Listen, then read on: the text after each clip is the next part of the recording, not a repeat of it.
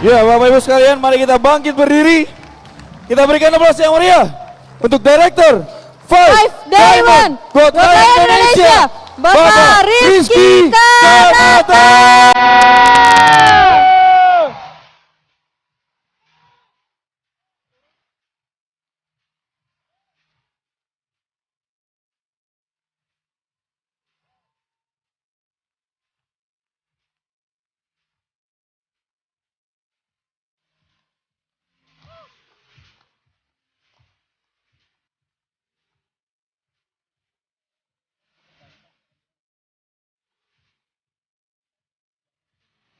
Terima kasih. Tes. Beberapa minggu yang lalu saya ditelepon oleh kantor Tiens dan diberitahu, Pak Rizky nanti tolong bawakan sesi closing ya di acara convention. Saya kaget sekali Bapak Ibu. Kenapa? Karena selama ini bagian closing itu bagiannya engkong. Pak Agus Trilaksono. Saya nanya, kok bukan engkong? Jawaban kantor, katanya dengan berbagai pertimbangan, terutama usia sudah lanjut sehingga membutuhkan regenerasi, katanya gitu ya. Oh iya, oke. Saya nggak akan sebutkan siapa orang kantor yang teleponan sama saya ya, berbahaya. Alasan kedua, dikhawatirkan kalau engkong, tadi kan udah bicara, kalau engkong naik lagi, dikhawatirkan ada apa-apa dengan kesehatan beliau gitu ya. Jadi saya pikir ya masuk akal, oke, akhirnya. Ini kehormatan besar buat saya Bapak Ibu, dan tugas saya hari ini, kita hanya ada waktu singkat sekali, mungkin sekitar 10 menit, 15 menit sampai waktu maghrib. Tapi insya Allah, tugas saya adalah bagaimana menyempurnakan acara hari ini, sehingga hari ini benar-benar bisa menjadi momentum buat Anda, 1 tahun, 2 tahun, 3 tahun ke depan, insya Allah Anda yang ada di panggung ini disebutkan sebagai pemenang. Amin. Bapak Ibu sadar nggak? Anda tadi sudah melihat sebuah sejarah. Anda bayangkan penerima cash reward di luar penghasilan bulanan 5.000, 10.000, 50.000 US dollar. Lebih dari 70 juta dalam rupiah ya. Lebih dari 140 juta dan bahkan lebih dari 700 juta. Cash. Bukan nilai uangnya Bapak Ibu. Kenapa ketika kami naik ke panggung, kami menangis, betul-betul perasaannya luar biasa, tidak bisa diungkapkan dengan kata-kata. Karena itu adalah hasil perjuangan Bapak Ibu. Orang-orang yang maju ke depan tadi adalah orang-orang yang mereka sudah berjuang, buat impiannya, buat keluarganya, untuk orang-orang yang dicintainya. Dan mereka naik, mereka mendapatkan penghargaan, bukan hanya sekedar uangnya, tapi Anda perlu tahu, aset bisnisnya sudah begitu luar biasa. Terutama penerima 50.000 US dollar, saya tahu betul mereka, tadi ada 4 orang, mereka itu sudah punya aset yang memberikan penghasilan pasif dari puluhan juta, bahkan sampai ratusan juta sebulan. Luar biasa sekali. Bapak Ibu, sejarah berulang. Sejarah selalu berulang. Dulu saya datang ke acara seperti ini, saya ingat sekali di akhir tahun 2002, ketika itu upline saya, Pak Naga Sugara, terima BMW di konferensi Berlin di Jerman, Pak Louis Tendian terima kapal pesawat, Pak Agus TL juga terima kapal pesawat. Saya waktu itu bukan siapa-siapa, masih bintang 5 Bapak Ibu. Ada yang bintang 5 nggak di sini? Banyak.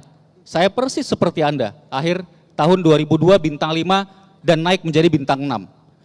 Saya cuma jadi saksi sejarah. Waktu mereka dirayakan di Indonesia, saya melihat, saya hadir persis seperti Anda saat ini.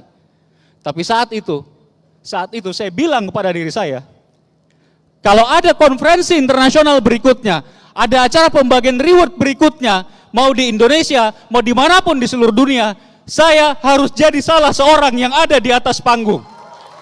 Itu janji saya ketika itu Bapak Ibu. Dan sekali lagi sejarah berulang. Orang-orang yang hari ini hadir menjadi saksi. Insya Allah 2-3 tahun ke depan Anda yang menjadi bukti berikutnya Bapak Ibu. Amin. Saya ingin Anda melihat betapa luar biasanya bisnis kita. sampai hari ini sudah ada lebih dari 300 luxury car, cash maupun fisik yang dibagikan Tiansi hanya di Indonesia. Dan ada ribuan reward.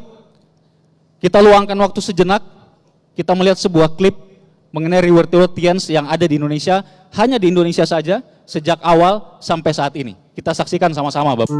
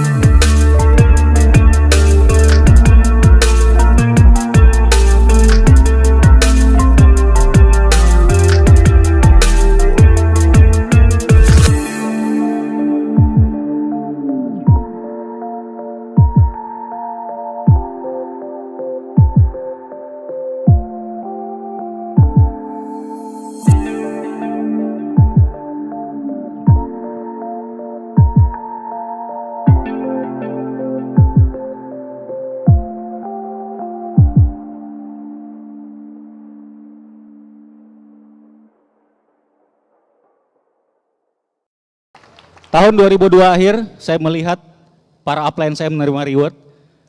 Tahun 2005 awal Januari saya terima reward BMW saya, fisik mobil BMW. 2006 saya terima cash reward kapal pesiar, 2007 cash reward pesawat, 2008 cash reward villa. Sejarah berulang.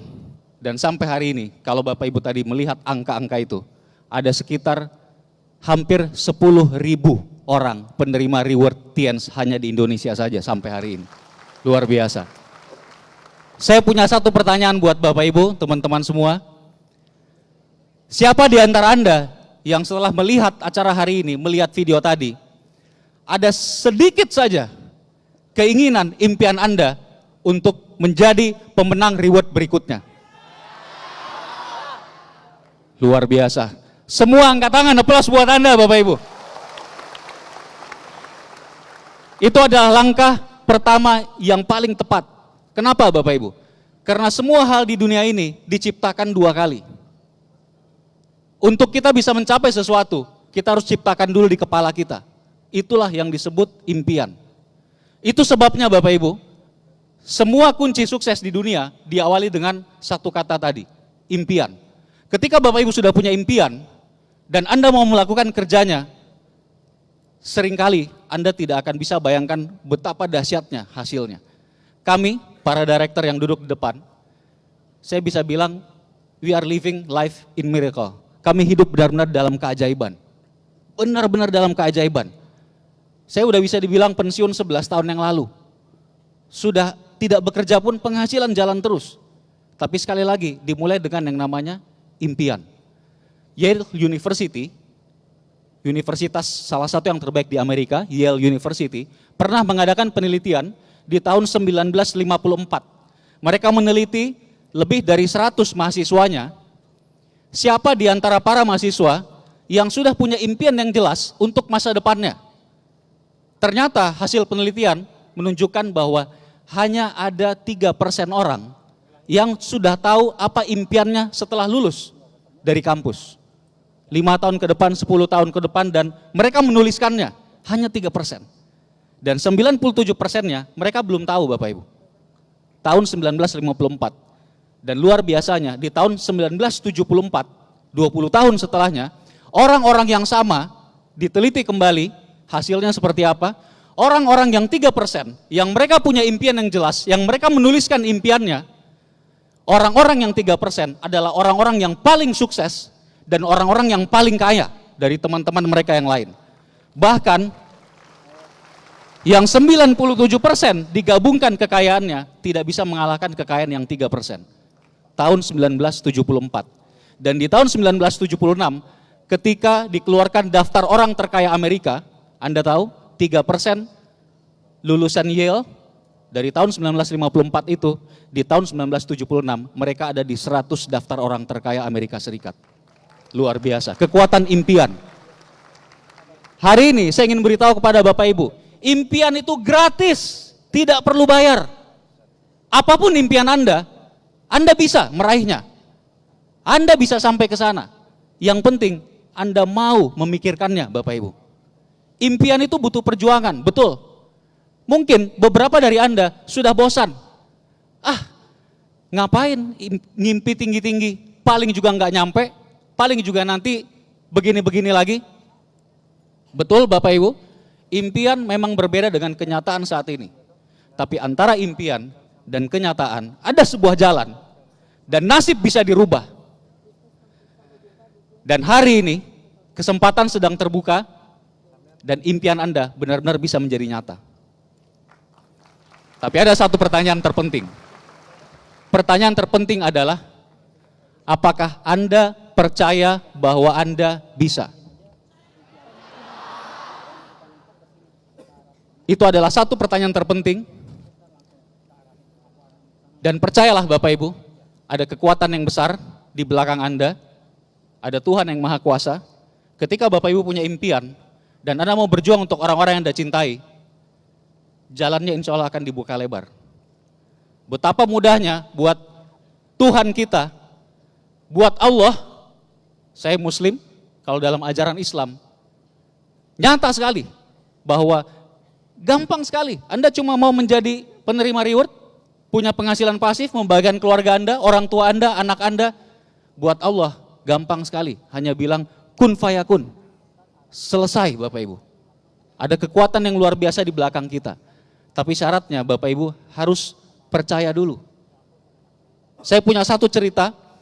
Ini cerita yang saya pertama kali dengar belasan tahun yang lalu ketika saya masih di tahun awal menjalankan bisnis ini. Dan jujur sampai hari ini salah satu cerita yang paling menginspirasi saya untuk bisa sampai ke puncak. Ini sebuah kisah nyata Bapak Ibu. Kisah ini terjadi di New York Marathon. Lomba lari maraton di kota New York tahun 1986. Ketika itu, ada 3 orang pelari yang disorot oleh publik. Yang pertama bernama Gianni Poli. Beliau seorang pelari berkebangsaan Itali dan beliau menyelesaikan maraton, New York Marathon dalam waktu hanya 2 jam lebih beberapa belas menit. Dan beliau keluar sebagai juara pertama. Orang yang kedua bernama Eric Shore. Eric Shore adalah seorang penderita penyakit polio. sejenis penyakit polio yang kalau kita hanya menggerakkan badan sedikit saja, rasanya sakit luar biasa. Tapi hebatnya, Eric Shore bisa menyelesaikan New York Marathon dalam waktu 12 jam lamanya. Anda bayangkan. Tapi ada orang ketiga, yang dua orang tadi inspirasi yang luar biasa. Tapi buat saya, orang ketiga ini adalah inspirator yang benar-benar luar biasa sekali. Namanya adalah Bob Whelan. Bob Whelan adalah seorang veteran Perang Vietnam. Di tahun 1969, Bob Whelan menginjak sebuah ranjau di Vietnam, dan ranjau itu meledak, menghancurkan setengah bagian bawah tubuhnya.